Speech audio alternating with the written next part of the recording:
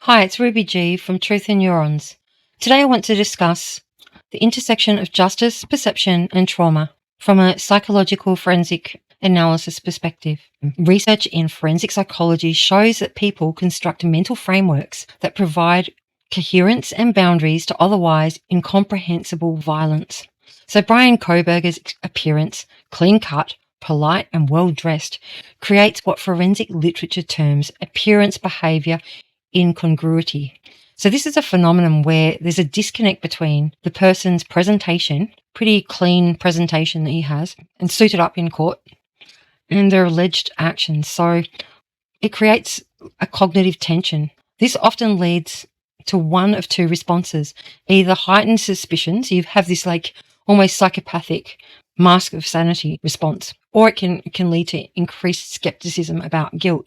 Well, in Kohberger's case, this can come off as looking a little bit like the mask of sanity because he's fairly contained, very quiet, very still. But that's autism. That's a different thing.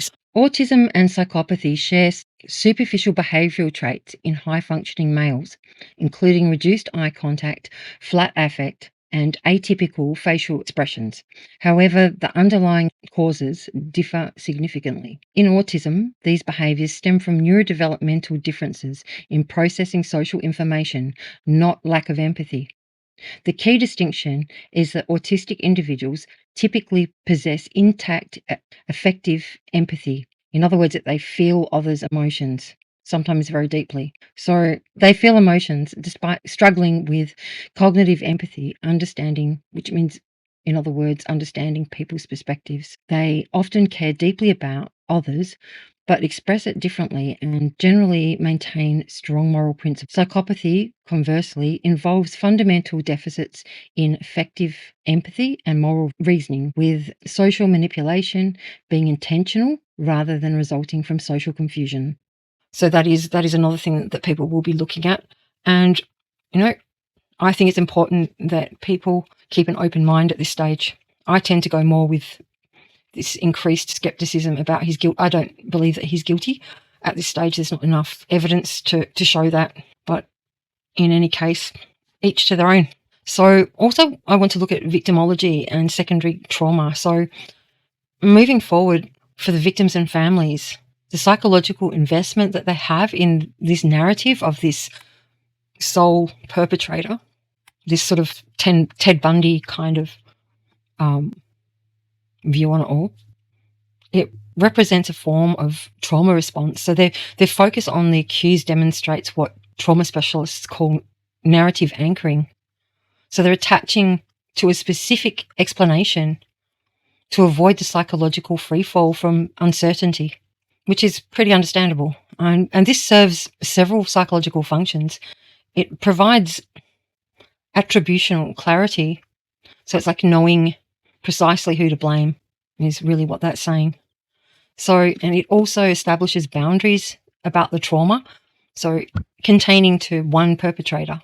It creates a pathway to potential closure. So the introduction of new evidence suggesting multiple perpetrators threatens this psychological scaffolding. Every time, and we just want answers. We want people to see the justice. We want them to see the evidence, and then they support us.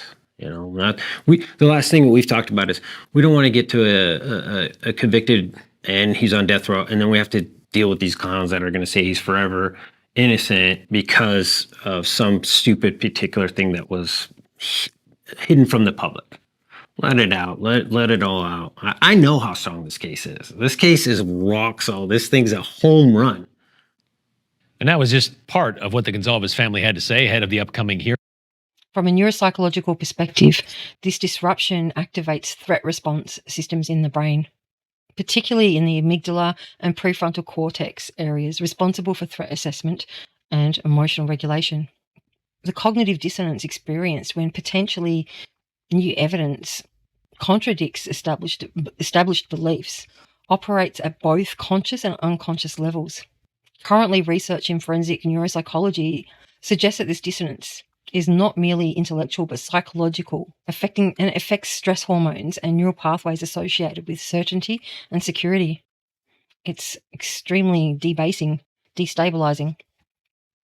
So families can respond with different psychological defense mechanisms. So there could be like evidence rejection, dismissing new findings, source discrediting, questioning the reliability of the new evidence. And I have to say too that this evidence hasn't gone through court yet, and no doubt there'll be rebuttals and the prosecution will have their own ideas about what might have played out or what has played out. But at the moment, I guess there is still a very high chance that there's going to be more than one perpetrator involved. I mean, common sense would tell you that. Anyway, selective attention as well. I think focusing on elements that support the original beliefs. So just, we all do that to a certain degree. People like to be right. I like to be right. I like to go, yeah, I know what's going on. Also, belief intensification. So becoming more adamant about the original conclusions. There was recently an interview with Drunk Turkey and Steve Goncalves, and we can see that there's this real belief intensification where he's becoming more adamant about the original conclusions. So he's basically I think a lot of the information's coming from 2.5 years ago, with what he was told by the FBI, and he's hanging on to that.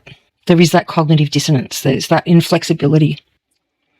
And introducing anything new is into his brain. It's not happening. So these responses just aren't completely irrational. They're really the brain's attempt to maintain psychological equilibrium. So when faced with potential re-traumatization. So from a forensic psychological perspective, the court system serves not only legal functions but psychological ones as well. It provides structure, procedure, and perceived control in situations where personal agency has been violently removed. The challenge for the justice system becomes dual: pursuing factual truth while acknowledging the psychological impact of evolving narratives on the most affected. This balance represents one of the most profound tensions in forensic psychology. So this case exemplifies a need for what current forensic practice terms trauma-informed justice, an approach recognizing the factual pursuits must acknowledge psychological impacts and recognizing that justice is both procedural and emotional. It means creating space for victims' families to process new information and providing appropriate psychological support. And this doesn't mean going on national news with Ashley Banfield. I don't think that's appropriate psychological support for families. I think that kind of behaviour is really her behaviour, and some of the news stations are just so detrimental. And so recognising that justice is both procedural and emotional is important. So perhaps some counselling as well as the court system. So navigating the intersection between psychological need for closure and our ethical commitment to truth, however unsettling the truth may be. The truth needs to come out. That's all for today's episode of Truth and Neurons. If you found this analysis helpful, don't forget to like and subscribe. Leave a comment below with your thoughts on the ethics of media commentary in high-profile cases. Until next time, keep thinking critically and questioning everything. Cheers, bye.